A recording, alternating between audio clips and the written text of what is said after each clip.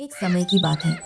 गंगापुर नाम के एक शांत और सुंदर गांव में धर्मात्मा किशन नाम का एक सज्जन और मेहनती किसान रहता था। गंगापुर अपनी हरी भरी धरती, साफ सुथरी नदी और मेहनती लोगों के लिए दूर दूर तक प्रसिद्ध था।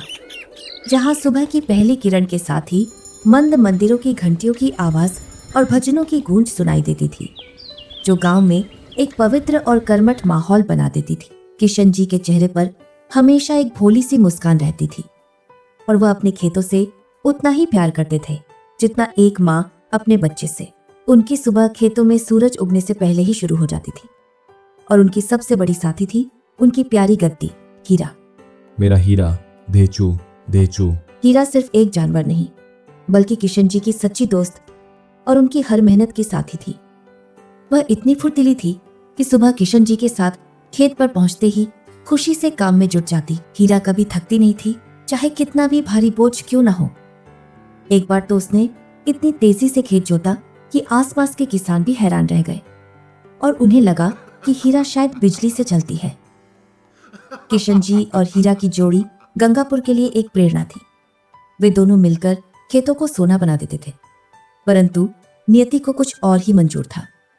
समय के साथ हीरा बूढ़ी हो गई और एक दिन वह बीमार पड़ गई। एक ठंडी सुबह जब किशन जी उसे जगाने गए तो हीरा ने अपनी आंखें नहीं खोली। किशन जी का दिल जैसे टूट ही गया। उनका सबसे प्यारा, सबसे वफादार साथी, उनका हीरा अब नहीं रहा था। उनके आंसू ऐसे बह रहे थे जैसे सावन के महीने में बादल बरस रहे हों। गांव के मुखिया, ग्राम प्रधान सुरेश बाबू और गांव के ज्ञानी पुरुष पंडित दीनदयाल जी उन्हें सांत्वना देने पहुंचे। किशन भाई, हमें हीरा के जाने का बहुत दुख है, लेकिन जीवन चलता रहता है। आपको काम के लिए एक नए साथी की आवश्यकता होगी। हाँ किशन, कर्म करना हमारा धर्म है। जाओ पास के पशु मेले से एक नया गधा ले आओ जो तुम्हारे लिए उतनी ही मेहनत करे जितनी हीरा करती थी। किशन जी ने भारी मन से उनकी बात मान ली। अगले दिन वे पशु मेले पहुंचे। वहां तरह तरह के गधे थे। कोई दुबला पतला जो हवा में उड़ जाए, कोई हट्टा कट्टा जो पत्थर तोड़ दे, कोई छोटा जो खिलौना लगे, तो कोई विशालकाय जो हाथी का छोटा भाई लगे। तभी उनकी नजर एक बड़े, भूरे और बलिष्ठ गधे पर पड़ी। वह इतना स्वस्थ दिख रहा था कि किशन जी को लगा, वाह, ये तो हीरा से भी ज्यादा काम करेगा। इसकी चाल में तो दम लग रहा है। बिना देर किए उन्होंने उसे खरीद लिया और बड़े प्यार से उसका नाम रखा बादल। बादल इतना भोला दिख रहा था कि किशन जी को लगा, यह तो मेरा बच्चा है, कभी शैतानी नहीं करेगा। बादल को घर लाकर किशन जी को बहुत उम्मीद थी। उन्हें लगा कि अब उनका काम और आसान हो जाएगा और वे थोड़ी देर अपने परिवार के साथ बैठ पाएंगे। लेकिन उनकी उम्मीदों पर जल्द ही पानी फिर गया। बादल तो सिर्फ नाम का ही बादल था। काम के नाम पर तो वह सिर्फ झूठा बादल था जो कभी बरसता ही नहीं था, बल्कि हमेशा गरजता ही रहता था और अपनी जगह से हिलता भी नहीं था। धेचू, सोच, मुझे क्या पता, मैं तो बैठा हूँ। काम करना तो मेरी कुंडली में लिखा ही नहीं। मैंने तो सिर्फ खाने और सोने का कॉन्ट्रैक्ट साइन किया है। धेचू धेचू। वह इतना आलसी था कि अगर उसे सिर्फ पलक झपकाने को कहा जाता तो शायद वह उसमें भी आलस कर जाता और आंखें बंद करके सो जाता। पहले दिन जब किशन जी बादल को खेत में ले जाने लगे, बादल, धेचू धेचू, हमें खेत जोतना है, सोना नहीं।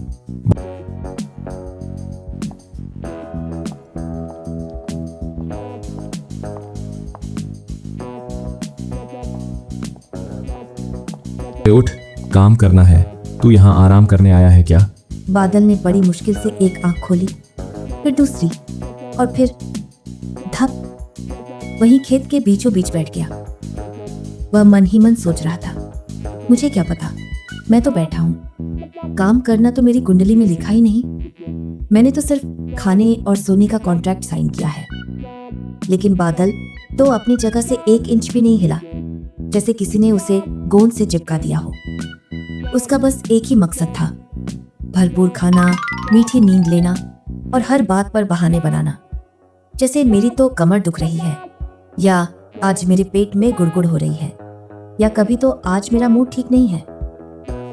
बादल काम से बचने के लिए एक से बढ़कर एक तरकीबें निकालता था जो किशन जी को परेशान कर देती थी और कभी कभी तो उन्हें हंसी भी आ जाती थी।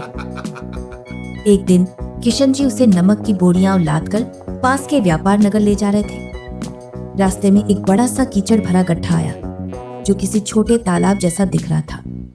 बादल की आंखें चमक उठी। उसने सोचा, हा हा हा, आज तो मैं किशन जी को जबरदस्त चकमा दूंगा। नमक पानी में घुल जाएगा और मैं हल्का हो जाऊंगा। फिर कहूंगा मैं तो नहा रहा था। जैसे घुल गया और बोरियां तुरंत हल्की हो गई। बादल हंसते हुए उठा। किशन जी ने अपना माथा पीट लिया। उन्हें लगा, ये गधा तो मेरी जान ले लेगा, इसे तो मास्टर मफालस का अवार्ड मिलना चाहिए। अगले दिन किशन जी ने सोचा, आज देखता हूं इसकी चालाकी कैसे चलती है। मैं भी किशन हूं, कोई अनाड़ी नहीं है। उन्होंने बादल पर ढेर सारी रुई की बोरियां उला दी जो देखने में तो हल्की लग रही थी, पर किशन जी का प्लान कुछ और था। जब वे उसी कीचड़ भरे गड्ढे के पास पहुंचे तो बादल ने फिर वही किया और धड़ाम से गिर गया, जैसे कोई ओलंपिक गोताखोर पानी में कूद रहा हो। लेकिन इस बार मजेदार कीचड़ ने रुई को पानी से भर दिया और बोरियां पहले से भी कई गुना भारी हो गई। बादल ने मुश्किल से खड़े होते हुए कहा, उसे अपना ही मजाक भारी पड़ गया था। देचू, ओहो, ये तो जादुई कीचड़ निकला। ये क्या हो गया? देचू, भागो। अपनी ही चाल में कैसे फंस गया, मूर्ख। अब उठा अपना भार और चल, कीचड़ में रुई भारी होने पर। अरे उठ। और उसकी हालत ऐसी हो गई थी जैसे किसी ने उसे पानी से भरी सीधी बॉल बना दिया हो। किशन जी ने उसे खूब डांटा। किशन जी की परेशानी बढ़ती जा रही थी। उन्हें लगा कि उन्होंने गधा नहीं, एक लाइव कॉमेडी शो खरीद लिया है। उनके एक पुराने मित्र धर्मपाल चाचा, जो गांव में पशुओं के अच्छे जानकार थे, उनके पास एक बहुत ही चुस्त और समझदार कुत्ता था जिसका नाम था शेरू। शेरू बड़ा चालाक था और इंसानों की बातें समझता था। कभी कभी तो किशन जी को लगता कि शेरू उनसे ज्यादा समझदार है। किशन जी शेरू को कुछ दिनों के लिए अपने पास ले आए। अगले दिन जब किशन जी बादल को खेत में ले गए तो शेरू उसके पीछे पीछे दौड़ने लगा। जब भी बादल आलस करता या जमीन पर बैठ जाता, शेरू भौंक भौंक करता और उसे दौड़ाता। देचू, भागो। ये कुत्ता तो सुपर हीरो निकला।